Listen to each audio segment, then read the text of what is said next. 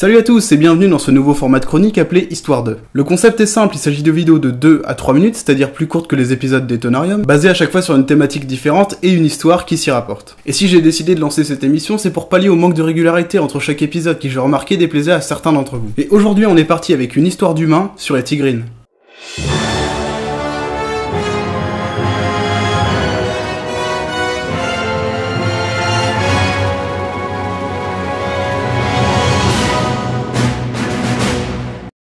Véritable figure de Wall Street richissime mais d'une pinguerie spectaculaire, Tigrine fut la première femme à spéculer en bourse pour son propre compte bancaire.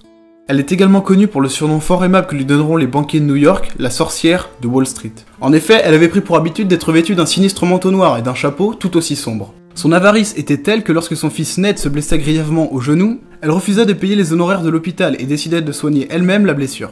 Résultat, 2 ans plus tard, il fallut amputer la jambe de l'enfant. Certaines personnes affirmeront l'avoir vu errer une nuit entière à la recherche d'un timbre d'une valeur de 2 cents tombé de sa poche.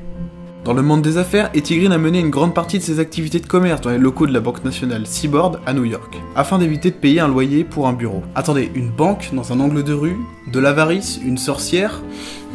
Ça me rappelle quelque chose. Je n'ai pas d'argent. Tu en as là-bas, Harry. Gringotts, la banque des sorciers. Y a pas d'endroit plus sûr, ça, non. Sauf Poudlard, peut-être. Ah oui, c'est ça, les gobelins.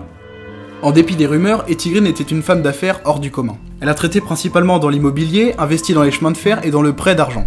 Il paraît même qu'elle a sauvé l'économie de New York plus d'une fois. La ville lui a demandé des prêts à plusieurs reprises, plus particulièrement lors de la panique bancaire de 1907. À sa mort en 1916, les estimations de la valeur nette de sa fortune variaient entre 100 millions et 200 millions de dollars, soit entre 2,5 et 4,4 putains de milliards de dollars aujourd'hui. Elle fait partie des rares femmes mentionnées dans le Guinness Book, non pas pour sa fortune, mais en tant que la plus grande avare du monde. Cette pingre légendaire est une bonne illustration de ce qu'il y a entre être riche et se sentir riche.